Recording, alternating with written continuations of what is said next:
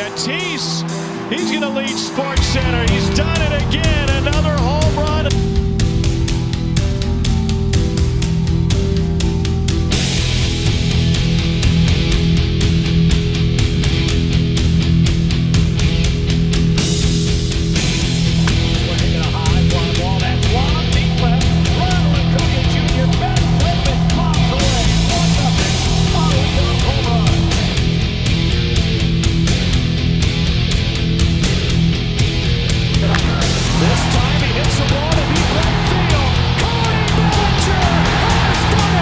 Hello, everybody. Welcome back to another episode of the Taste of Heat podcast, episode number 34. I'm Blake Friars alongside my co-host Dylan Smith. Dylan, what a wild trade deadline. We're going to we're going to break down all the trades that just happened.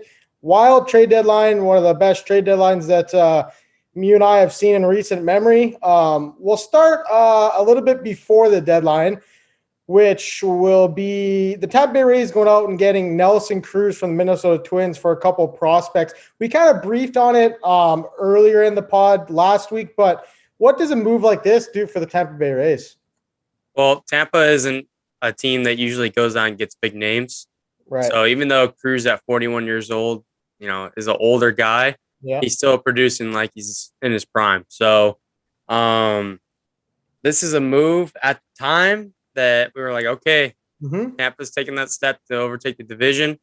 But as we get going here and we move forward into the next days, then we're gonna talk about what else happened in the AL East. So after that, what did you have to say? Yeah, the Rays weren't done there. They traded Rich Hill to the Mets for Tommy Hunter and Matthew Dyer. I'm sure that's what you're gonna say, but Tommy Hunter, a reliever, been around for a long time.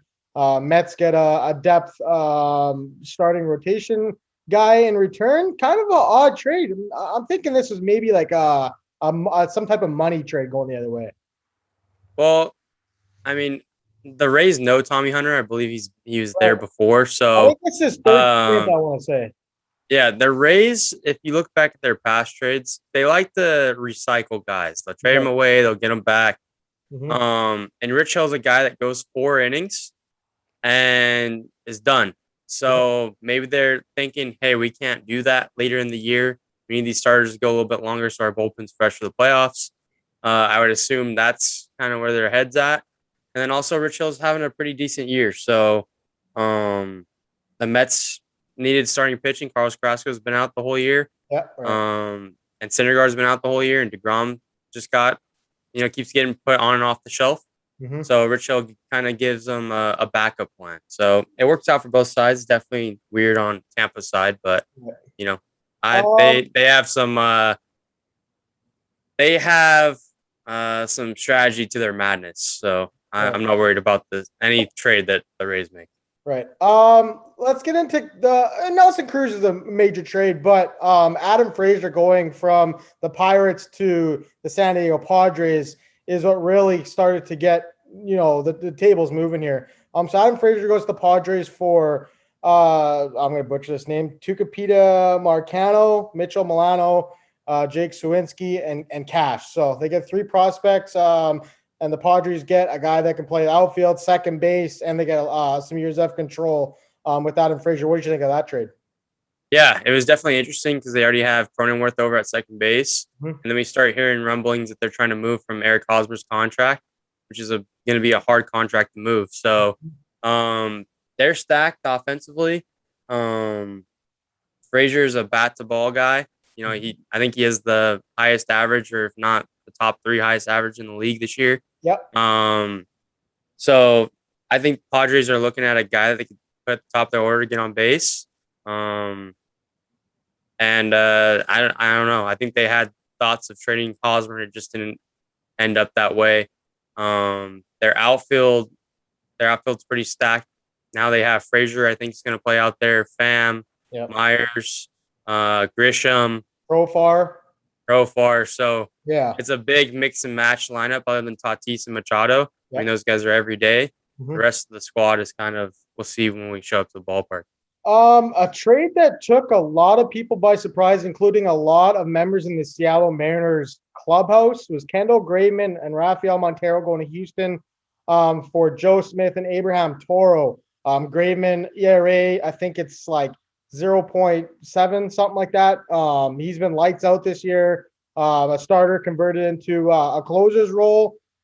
This move kind of took me by surprise, but did it shock you to see Graveman go in division? Yeah, and I think that's where Seattle Mariners players were very upset. There was reports where players broke equipment. There was quotes that Jerry Dipoto sits in his box and plays fantasy baseball with their organization. Not happy campers. But they did make other moves. They then acquired Tyler Anderson from the Pirates after he was supposed to go to the Phillies. That kind of got nixed, and he ended up going to the Mariners. So there was a little bit of rotational depth there. Definitely not a put you over the top move.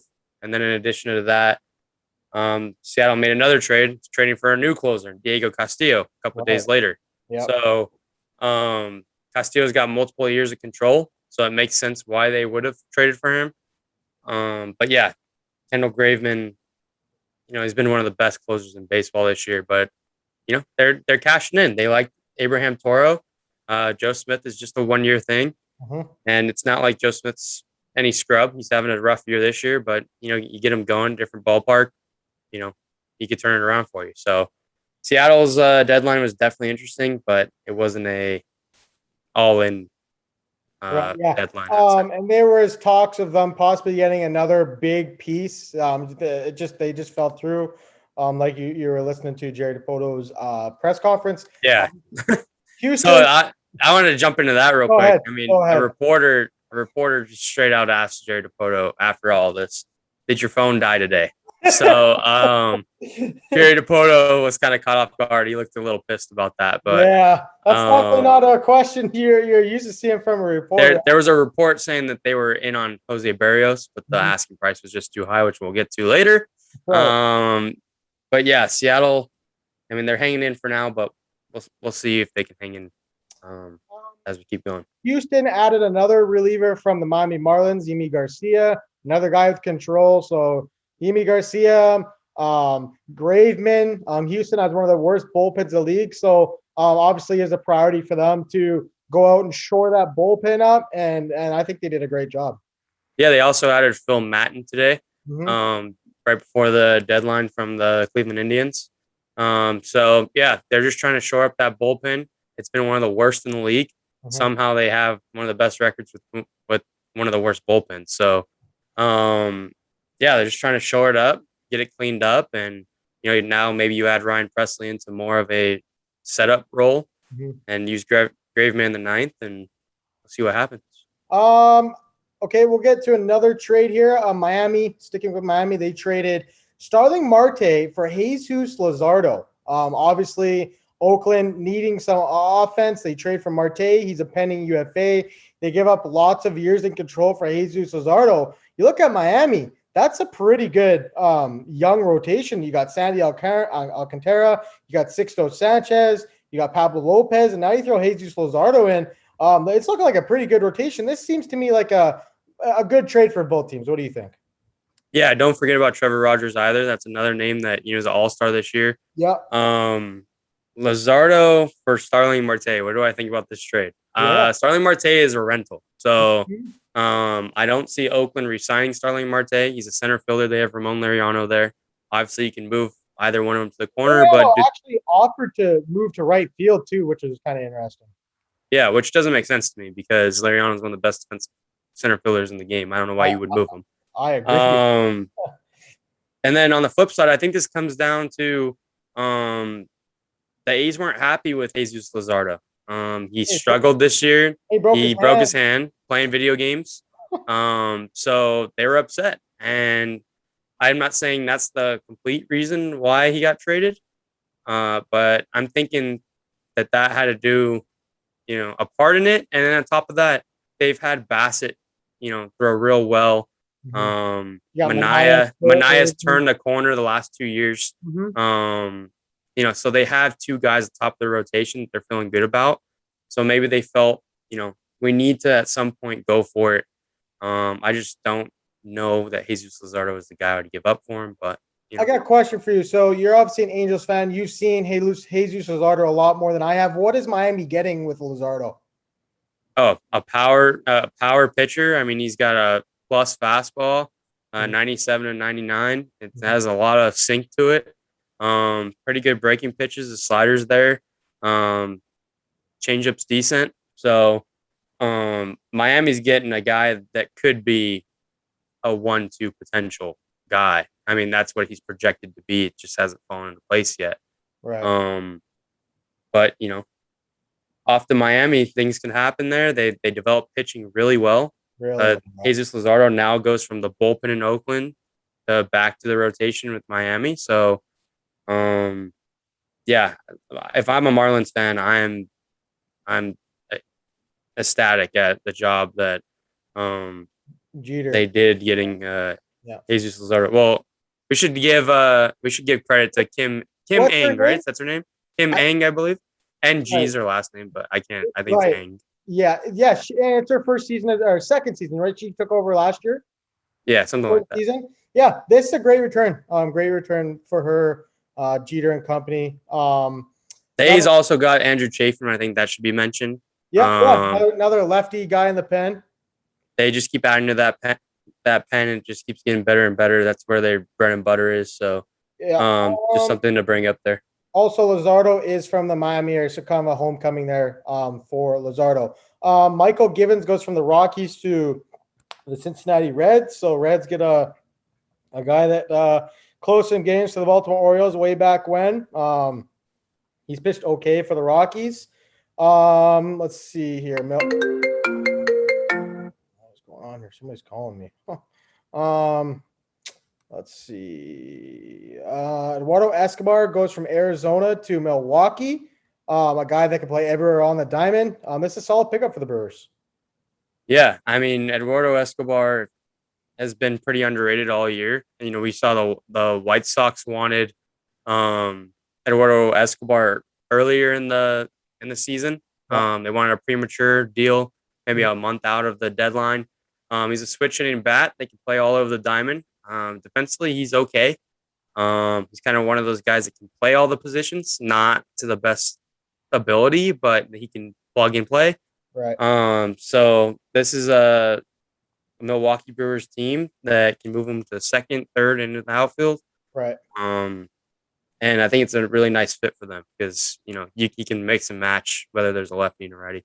All right. The big fish, one of the big fish that got traded, Joey Gallo goes from the Texas Rangers. And I hate this. He goes to the New York Yankees. As a Jays fan, not a fan of this. This guy is going to terrorize us in Yankee Stadium. They got quite the haul, though. Everson Pereira, Trevor Hauver, Josh Smith, Ezekiel Duran, Randy Vasquez, and Glenn Otto. So a couple outfielders, a couple right-handed pitchers, and a couple middle infielders going. Joey Gallo goes to the Yankees along with left-handed pitcher John King. When you first saw this, Joey Gallo was linked to a lot of teams, but we talked about this for a while now on this podcast. The Yankees are lacking that big bat for Yankee Stadium, and here they all go out and get Joey Gallo. Yeah, quick correction. It was John King initially reported, but it was Joely Rodriguez that actually went over that, and it was not John King. Okay. So just a quick correction there. But yeah, the Yankees got the left-handed power bat they've been desperately needing. And they didn't sell short. I mean, they got a power bat. There's a lot of balls that Joey Gallo hits at other ballparks that are long flyouts. They're going to be homers. Texas, one of the deepest ballparks in the league. Like a lot of his doubles or flyouts even are gone in Yankee Stadium. Like, if you had to put a number, how many homers is Joey Gallo going to hit next season in a Yankees uniform? I'm thinking he's going to hit at least 60. With health, I think he'll hit 50 plus. We were expecting Stanton to also hit 50 plus, and it hasn't happened. So, that New York media can eat you up. Not saying that I'm wishing that upon Joey Gallo, but it's something to taking into consideration that could happen. He could struggle, and he's a strikeout guy. So, just something to watch. I hope that he does well there. I want to see him hit bombs, and plus they get some control with him. It's not a rental deal. They'll have him next year, and you build your team around Judge, Stanton, and Joey Gallo. And that's not a bad 2, 3, 4, or 3, 4, 5, whatever way you want to do it. It's not a bad problem to have. So, yeah, great trade for the Yankees.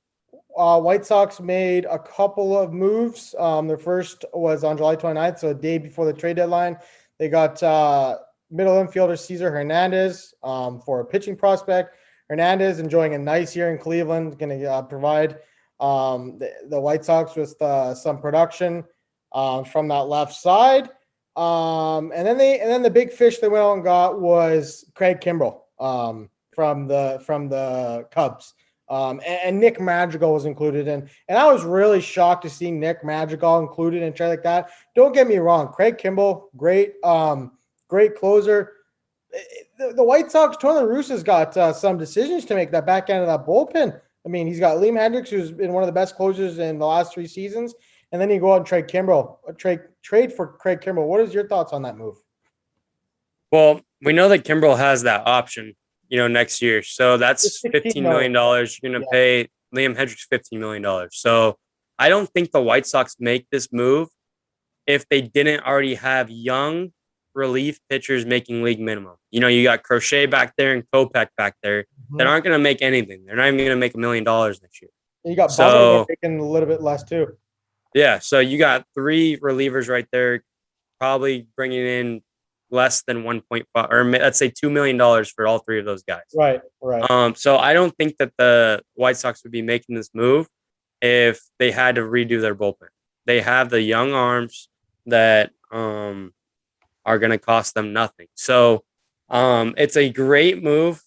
I mean, now it's just Kimbrell and Hendricks 8th and 9th inning. Hey, you better. And then you got Kopech and Crochet. And then in their rotation, you have Giolito, Lance Lynn, Dallas Keuchel. I feel like I'm missing one, but Carlos Rodon. So they are absolutely stacked. They're the best team in the American League. I've been saying this since opening day. Yep. And they've had lots of injuries, but they are the best team in the American League. They just got Eloy Jimenez back from his pectoral strain. He did get a little bit banged up in his second game back, so we'll keep an eye on that. They're banking on pitching. They're banking on pitching because they've had a lot of injuries, and their offense shows its signs of producing, but it hasn't been very consistent this year, just because of the injuries. So they're banking on this pitch and taking them all the way to the promised line, and hoping that those injured players can come back before they get to that point. The Toronto Blue Jays made a trio of trades here. We'll get to the big one here in a second. The first trade they made was getting Brad Hand for Riley Adams, who's a catching prospect. The Blue Jays have quite a bit of catching prospects in their system. Gabriel Moreno, who is soaring up the MLB prospect rankings. They still got Alejandro Kirk, Reese McGuire, and Danny Jansen. So Riley Adams, who did see some time with the Blue Jays this season, he was kind of expendable a little bit, and the Blue Jays been saying it all along. They need bullpen help, and they go out and get Brad Hand. Solid move. Pure rental guy. I don't think that he'll be re-signing, but the Blue Jays want to try and make the playoffs this year, and if they want to do that, they need to clean up that bullpen. Yeah, it's going to be an uphill battle, like I was telling you before we started recording. Yeah. The Yankees just got so much better, and there's still moves that we need to get to about the Yankees. They just got a lot better, and they're ahead of them right now. And Tampa got better. So I think it was a good move for the time being. Like you've noted before, they have a really soft schedule leading up into September. So that gives them some life. Plus they're heading back to Toronto tonight. Yeah, first first game in 670 days back in the Ryder Center. So So I think it's a good move, but it's there was better arms available for sure. But it didn't cost them much. It cost them one prospect to do. So All right, we'll get to the big trade here. The Blue Jays acquire Jose Berrios, and when I saw Jose Berrios for the Jays, I was very excited. I was like, okay, the second best prospect or pitching guy, starting pitcher on the market, other than Scherzer, right? Okay, well, what did we give up? Okay, we give up Simeon Wood-Richardson. Okay, he's our fourth best prospect. I mean, that doesn't really matter to me. Like, we got a lot of arms. Austin Martin, too? Our second best prospect? Like, man, this is just it's a huge price to pay. I mean, if you're the Blue Jays, you got to bank on Berrios extending and pitching like an ace for them for the next year and a couple months. Man, the Blue Jays needed controllable arms, but this is a massive price to pay for them. Yeah, and there was another trade made that we will get to briefly that it was about the same price, and they got a two for two. You guys got a 2-for-1, and the guy that you got doesn't match up to the guy that the other team got. If you're listening to this, you might know what trade I'm talking about, but then we'll talk about it once we get there. But I will say it is a step in the right direction for next year. Right. Now you just have to have that mindset. They're prospects for a reason. We're getting notable MLB talent. Right. But yeah, if you don't extend Jose Berrios, this trade might go down, and there's been a lot of bad trades. It might be one of the worst trades in Blue Jays history. Maybe that's a step. Dickey for Syndergaard. That's pretty bad. But dude, man, that is it might be one of the worst trades that we've seen in the past 10 years. Let's just say that. But it could be one of the best trades that you've made in the past 10 years. So we don't know yet. We're not going to know for a couple of years. But at the end of the day, the Twins have 6 years of control of Woods Richardson and Austin Martin, who was just drafted in the top 10 last year. So I think the Blue Jays looked at it, though. Okay, so for next year, under contract, in the starting rotation, you're going to have Ryu, Berrios, Alek Manoah, potentially Nate Pearson if he can stay healthy, and maybe they bring back Robbie Ray. Well, you said already signed. Robbie Ray is not signed. Well, I'm saying ideally, if you can get right now, okay. So take Robbie Ray out. You got Ryu, Berrios. You got 4 starters, and you need another one. You have Stripling as well. Right. So on paper, that rotation is not bad. Obviously, they need to add more pitching, but a controllable arm like Berrios, a guy that's got elite stuff, and the Blue Jays thought obviously it was the right pieces to give up for a guy like him. Yeah, I'm looking across the rest of the AL East, and you got to think, okay, we have Ryu, but the Rays have Glasnow, which is coming off Tommy John. Right. The Red Sox will have Sale, who should be ready to go, and the Yankees have Garrett Cole. So it's kind of a wash. Let's just be real. Right. Yeah. So it's gonna be a fight for pitchers in the market this year. You look at the rotations in the AL East, like outside of Garrett Cole, the Yankees don't really have anybody. Outside of Chris Sale, the Red Sox got Eovaldi. Tanner Houck looks pretty solid coming up, but they don't really got much starting pitching depth either. So I think they have money. They do have money, 100%. And the Blue Jays obviously just signed George Springer to a 6-year deal this winter. So maybe that's a sign that they're going to be starting to spend more money moving forward. But, I mean, they have to extend Berrios. There's no other way around it. If you don't extend Berrios, this is an awful trade. It's a brutal trade. Yeah, I agree. Let's move on. Let's get to the last trade here the Blue Jays made. They picked up Joakim Soria, another depth reliever to shore up that bullpen. Jay Happ goes over to St. Louis for a couple prospects. Yan Gomes and Josh Harrison get traded from Washington to Oakland. Another big one here. Trevor Williams and Javi Baez go from the Cubs to the Mets. And we're going to get into Chicago here for a good probably 5-10 minutes. They traded a lot of their core from that World Series team. What was your thoughts on having Javi Baez and Francisco Lindor potentially up the middle? Javi struggled a bit this year. Mm-hmm. It's kind of a down year for him. But change of scenery, you never know. Maybe he gets hot the last 2 months. It's the best trade anybody made on the market. So I think it's really good defensively. You get to move Javi back to second, where he's a lot more comfortable and a lot better. So the Mets need some offensive help. He's still an upgrade there. Oh, you can move McNeil to the outfield, who's not having the greatest year, but it's still better than what they have. So I think this is a great deal for the Mets. They also added Rich Hill. I don't believe they added any relievers, did they? I don't think so. And going to the Cubs is outfielder Pete Crow Armstrong, who was the 5th best prospect in the Mets system. So the Cubs stockpiling on outfield prospects and prospects in general. Another trade that they made was Anthony Rizzo going to the New York Yankees. They've had some problems at first base. They've had DJ LeMahieu at first base. Luke Voigt, who hit the most homers in the shortened season last year, he's been hurt a couple times. They need to shore up that first base to go out and get the best first base on the market. And it only cost them Kevin Alcantara and Alexander Vicicano, outfield prospect and a right-hand pitcher. This is a slam dunk move for the New York Yankees.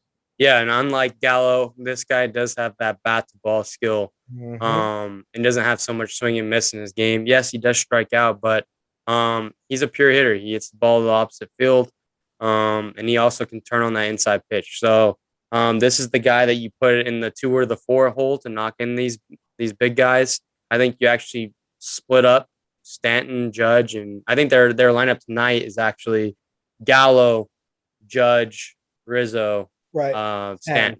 So at least for this year, that's going to be probably the move going forward. Obviously, this is a rental deal. Could be more if they choose to extend. I don't know. I don't know. It's going to be interesting to see what happens. Yeah. I mean, they were already thinking about moving Luke Voigt, which did not happen. So maybe they're thinking this is a guy that we extend and we move Voigt during the offseason. Yeah. This we've already talked about it a long time. The Yankees. The team is still poorly constructed. It is. But the 2 left-handed bats and Rizzo and Gallo helped tremendously. But they upgraded defensively in the outfield and in the infield. So 2 Gold Glove caliber guys, Gallo and Rizzo.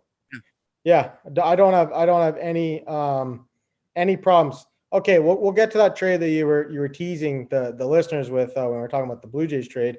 Is Max Scherzer and Trey Turner going to the LA Dodgers? When this came across your phone, what was your reaction to this? Because I thought, man, the Dodgers being the Dodgers again, going out and getting a couple more big fish. This is just crazy. I mean, I just think it's I think it's bad for the league. I really do. There should in no way, shape, or form there should be a team that goes over $100 million in the luxury tax. What were we looking at yesterday? They're at $302 million. Yeah. And the luxury tax is $197. No, it's 210. Or 210, sorry. So they're $95 million over luxury tax. It's got to get to a point where it's like, okay, when is enough? Oh man, I don't know. It's just so hard to compete if you got guys like the Dodgers who have their 12 to 15 owners each chip in some money to get these players here. It's just so hard to compete when you got teams like the Dodgers doing this stuff. I mean, I'm an Angels fan. I'm an Angels fan, so I shouldn't be as upset about it as the Giants or the Padres. Right. But I will say that I think it's unfortunate to the Padres and the Angels specifically, just because, yes, the Angels do have Mike Trout and they have Shohei Ohtani, and that's what brings fans to the ballpark. Right. But the Angels were the top dogs from 2000 to 2010. Okay. They can't be the top dogs. The Dodgers are going to continue to do this. No.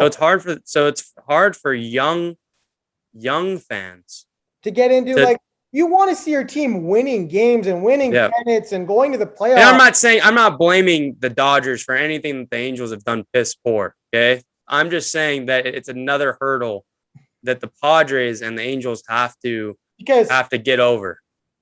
A young fan, say you're a young baseball fan, hasn't picked the team, and say you're closer a drive to Angel Stadium, but a kid's going to look at the Dodgers. Oh, I got Mookie Betts. I got Trey Turner. I got Cody Bellinger. I got all Seager, Kershaw, Scherzer, all Jansen. these stars to watch. I'm like, oh, I want to cheer for that team. Like, I totally get what you're saying. And I get it. And I mean, if you're a Dodger fan, congrats. I mean, but I just think, at the same time, people have to be realistic about this and say, okay, you're a team that's spending more money. You are the new Yankees in the MLB.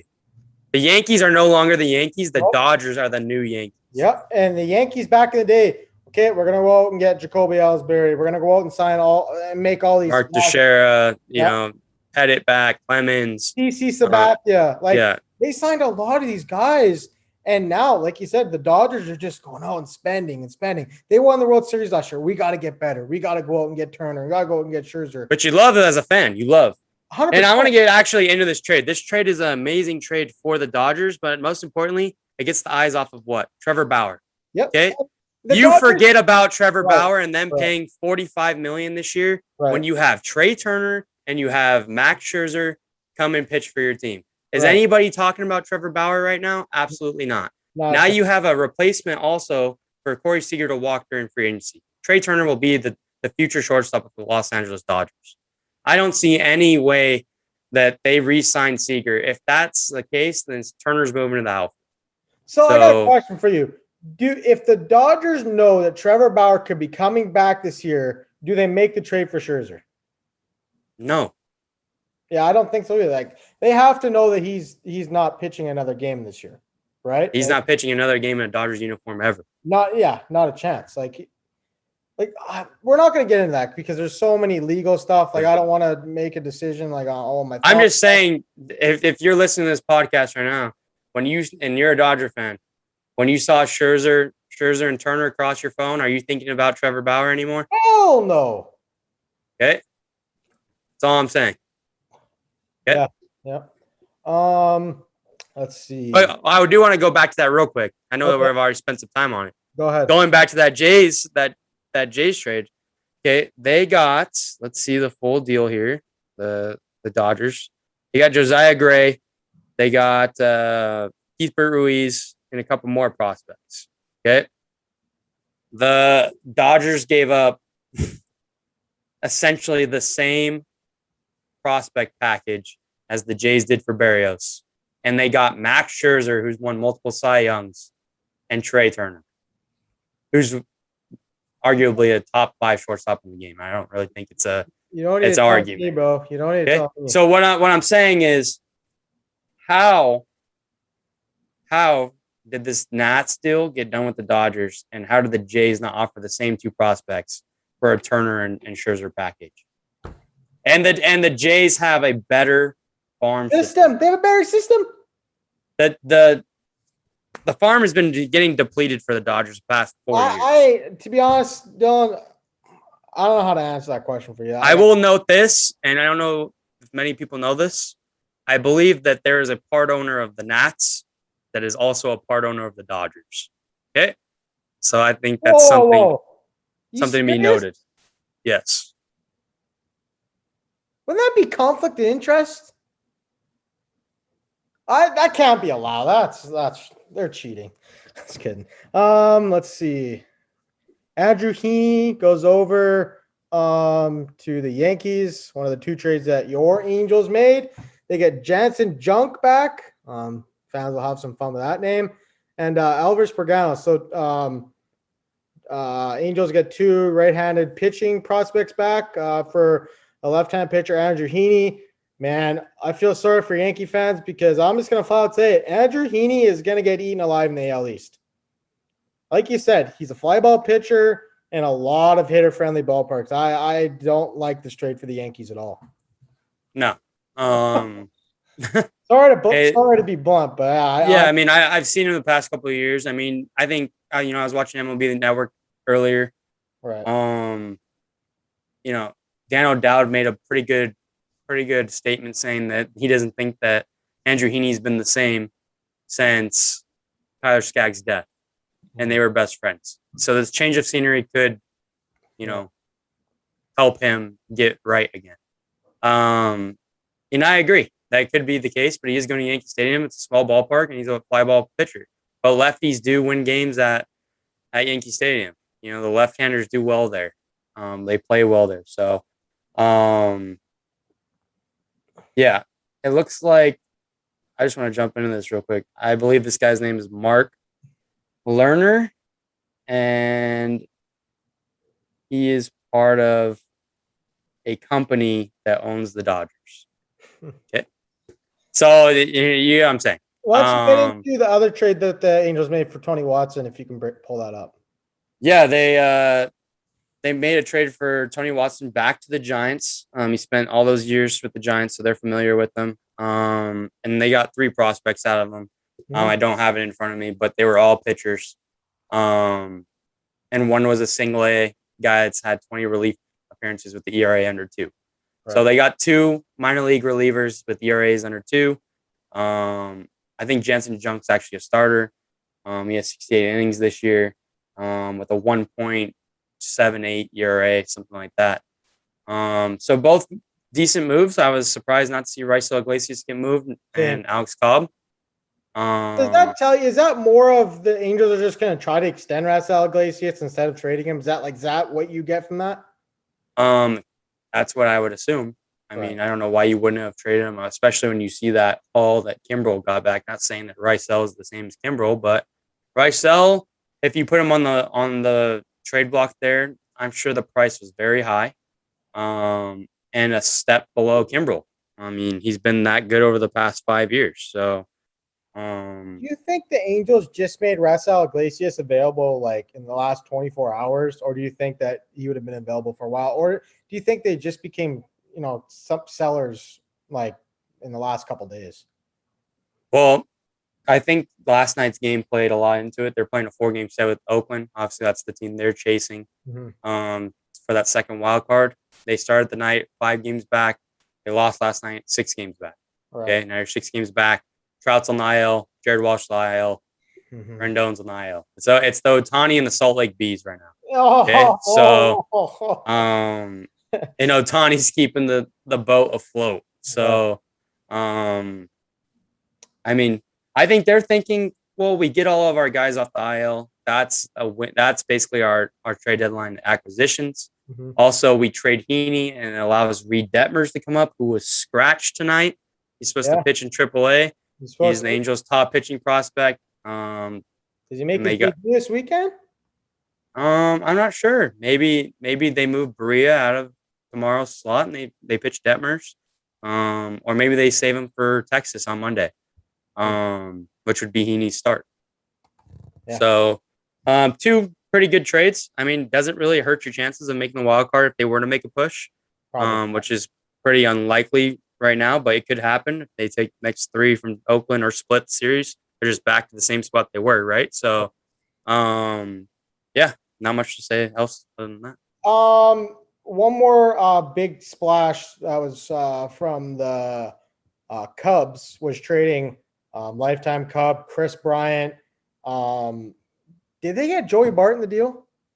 No, Joey Bart was not part of the deal. Yeah, so there was a rumor that Joey Bart was going to be a part of that deal, and now it's Caleb Killian and Alexander Canario. So Giants trying to keep pace with the Padres and the Dodgers in that highly competitive, NL West, probably the best division in baseball. What do you think of this trade?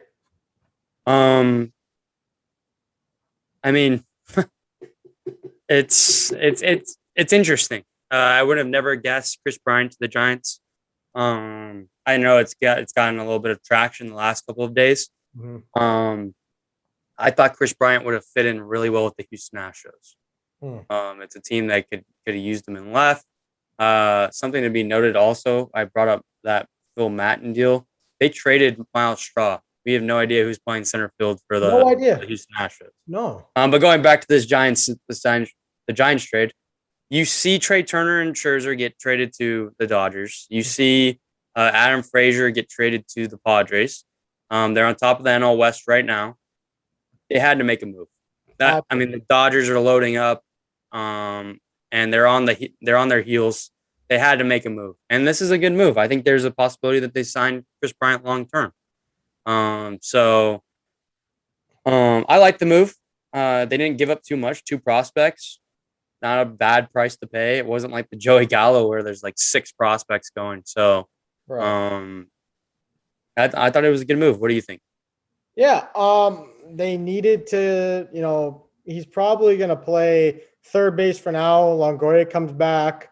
He probably shifts over to one of the corner outfield, probably left field if I had to guess. But I mean, this Giants team is just a scrappy bunch this year. Like on paper, this team is not a very good ball club, but they're just finding ways to win. And here they are. Who would have thought that after the trade deadline, the Giants would be in first place ahead of the Dodgers or the Padres? Like nobody would have said that. Like it's been a remarkable season for them, and I'm happy. I mean, it's good for baseball to have 3 competitive teams battling for that top spot. I mean, I agree with what you're saying about the Dodgers. It's bad for the league that, I mean, they're spending 95 over the luxury tax. Like that's ridiculous in my mind, but I really like what the Giants did here.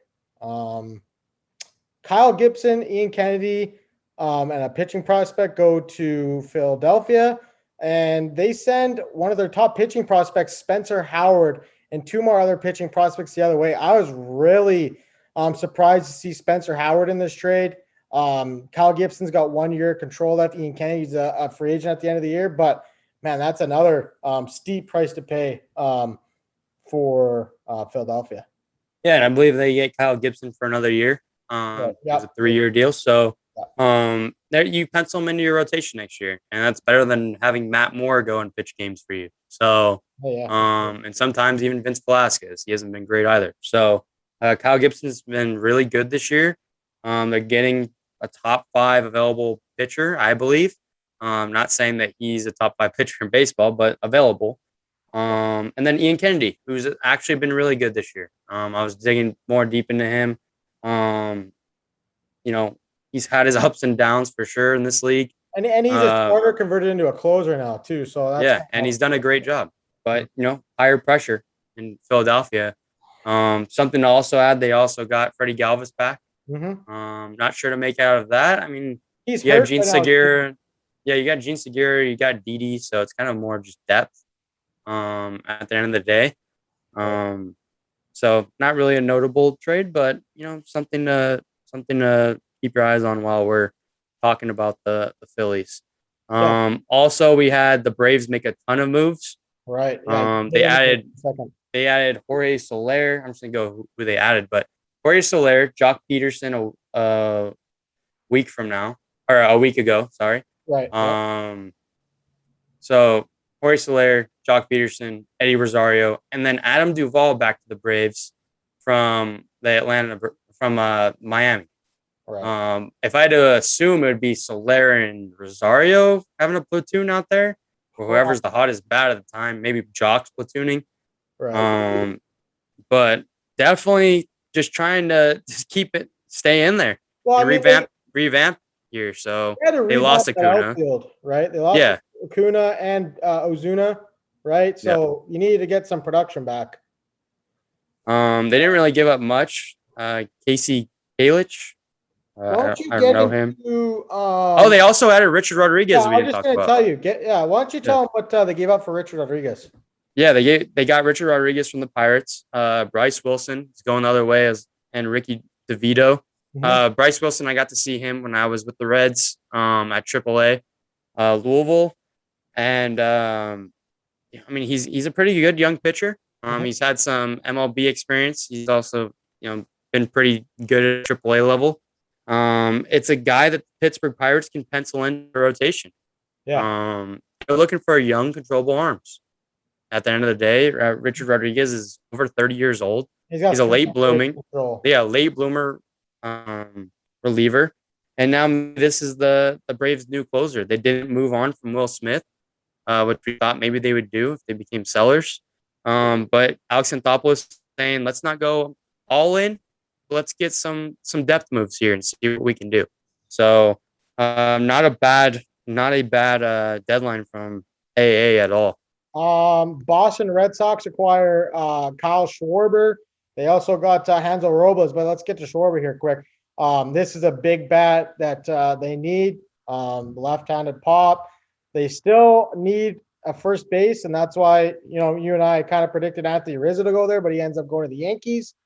They traded Michael Chavis for a left-handed pitcher, Austin Davis. But once you get into Schwarber here for a second, obviously a huge bat for the Boston Red Sox coming over from the Nats. Yeah, it'll be interesting where he plays. I've seen reports they might try to play him at first base, which was kind of interesting. Really? Yeah, which would be a quick first base lesson, I guess. I don't know if he's worked there before. Because their primary DH is JD Martinez. And he's played and you just brought up Jaron Duran. So primarily in the outfield, you want Duran in center. Renfroe is a really good defensively. They got Verdugo. They got Verdugo. So you want to play all four of those guys over. Well, Kike will probably be a primary second base, I'm going to guess. Yeah, now. I would assume. So he has played a really good center field for them this year too. So yeah, but against a lefty, you don't want to play Duran. Right. So and they also traded Michael Chavis, who was kind of a depth at first and second base. Mm-hmm.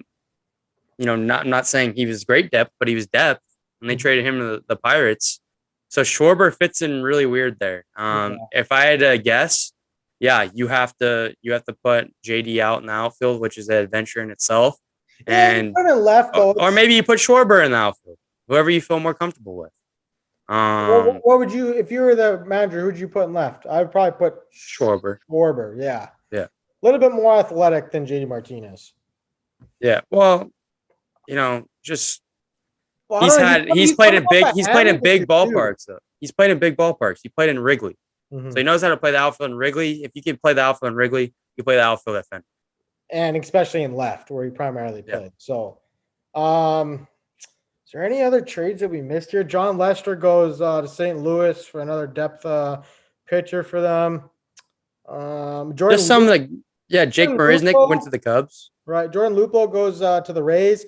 Another, he'll probably be a platoon player, strictly play against left-handed pitching, if I had to guess. You mentioned John Curtis to the Brewers. Yeah. Who is having a pretty good year with Miami. He's been a traveled reliever that's kind of gotten it going now, and he got it going with Tampa. He carried over to Miami. Jake Marisnick to the Cubs, like I said. Yeah. Daniel Norris goes to Milwaukee as well as a rotational piece. We'll see how that works out for them. I think we mentioned Josh Harrison, Young Gomes to the A's. Yep. Daniel Hudson is going from the Nats to the Padres. I don't believe we brought that one up. Oh, could be a good back end of the bullpen piece. Just slide him in right in front of Melanson. Right. Gives them a little bit depth to that bullpen. Danny Duffy. We didn't really talk too much about this. Weird that Danny Duffy, he's hurt right now. He went to the Dodgers from Kansas City Royals. Another rotational piece. If I had to guess, they would move Price back to the pen. Maybe. Yeah. One of the two are pitching the pen too, maybe. One of the two are going to the pen. Right. Maybe even Julio Urias, but he's having a good year on the mound. Were you surprised that they didn't move a guy like David Price to get some of that money off the books for I thought potentially that he was going to get moved, but I guess the Dodgers can just blow $100 bills out of their ass and spend it on whatever they want. But yeah, I don't have anything else other than I cannot believe Trevor Story was not moved. Yes, that was he was very disappointed too. He didn't like how the situation was handled. Yeah, big missed opportunity. Like they're obviously going to qualify him and get a couple picks for him, but man, you could have cashed in and got a lot more than just draft picks for one of the best shortstops, and he's going to be soon to hit the market next year. I'm with you. That was a big mistake by the Rockies. Yeah, and I just think obviously he's going to walk. Now you're going to give him the qualifying offer. It makes it harder for him in free agency. He was probably going to get the qualifying offer no matter what from whatever team he went to. Right. But obviously the Cubs felt the comp pick after the Rockies. The Rockies felt the compensation pick was better than what they were getting, offered to. Right. So It's unfortunate because I feel like he would have been a really fun guy to watch down the stretch, and now he's just stuck in Colorado. He's not really showcased. But the new GM for the Rockies was trying to show how big his balls were the other day and say, we're not the feeder team for the rest of the league. That may be true, but you have a premier shortstop. You have a premier shortstop that needs to be moved to build your team. Yeah. Yeah. What a wild trade deadline. I saw a tweet. 10 players that participated in the All-Star game got traded, which is almost unheard of. 10 All-Stars traded in one trade deadline. That's crazy. Who's your winner and loser? Give me 2-3 teams that are winners and two or three teams that are losers in your mind. Obviously the New York Yankees are a big winner. Yep. They go out and get 2 premier left-handed bats. The Dodgers are obviously clear winners here. The losers, Washington Nationals, Chicago Cubs. Were they? Well, I mean, like they're. How are they losers? They're getting all. They're building their core. There's 2 ways to look at this though. They get good prospects back, but as an MLB fan, it just sucks to see such a good core just get blown up. Like, you know what I mean? But you're getting the 16th best prospect in baseball 100%. And the best, 100%. One of the best catching prospects in Keith Ruiz. 100%. I would not classify that as an L. So I'm thinking losers of the deadline. The Rockies are a loser. I would say that potentially even the Angels are a loser. Are the Twins losers for not trading Buxton? No, because they just got Austin Martin and Woods Richardson. Do you not remember the trade that your team made? Yeah, they're probably fucking winners. Whoa. That pissed me off, but other losers, Rockies, I'm with you there. As a Cubs fan, it really would suck to see 4 premier players off the team, though. But they went through this already. The fans know, and this is not as bad as the first time because at least now they have players to trade to make that rebuild quicker. Right. It's a retool. It's not really a rebuild. Right. I mean, if we're really looking at it, the landscape, the Yankees are winners of the deadline for me. The Dodgers, the White Sox are a winner. I think the Boston Red Sox are a loser of the trade deadline. Yes, Schwarber's a good bat, but he's hurt right now. Other than that, all you added was Hanzo Robles. The rest of the division, including the team that's right on your heels, added Nelson Cruz, Jordan Luplow, and they also added some bullpen depth. So, if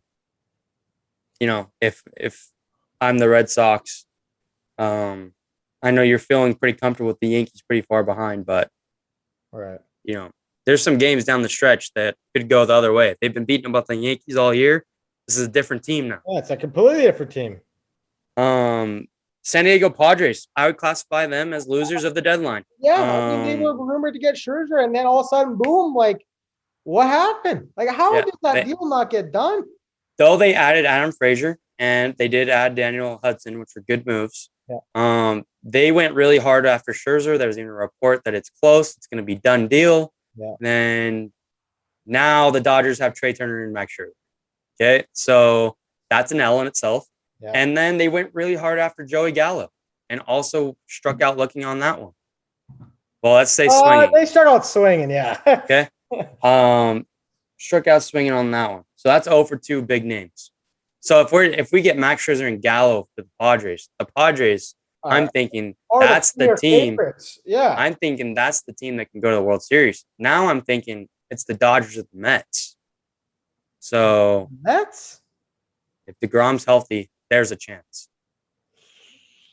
You're getting DeGrom 2 times in a series in the CS, and they're going to end up playing. They're going to end up playing the Brewers round 1. If you're a Mets fan, would you rather have Chris Bryant or Javi Baez? Because they're linked to both of them. For the positional needs, I would say that they made the right move with Baez. Okay, fair enough. I just wanted to get your opinion on that. We're going to take a couple weeks off. I'm actually going to go to Dylan's place. We're going to go to some ball games, flying down to California. So we'll get this out preferably tomorrow afternoon. Don't forget to subscribe to us on YouTube, iTunes, Spotify. Yeah, can't wait to get down to Cali, go see the Blue Jays Angels play. We're going to catch Dodgers Angels games. We're going to go down to San Diego and catch you again there too. So it's going to be awesome. Yep. Yeah, just thanks for listening, guys. It was a crazy deadline. I hope your team got something that you wanted. And if your team didn't, I'm sorry. My team didn't do jack shit either. So, we'll see what happens. We'll see it. Next stop is the World Series or the playoffs in the World Series. And then next stop after that is free agency and a new CBA. Okay. So we're in for a long ride. So have fun the rest of the season with the acquisitions that you guys did make. And take care, guys.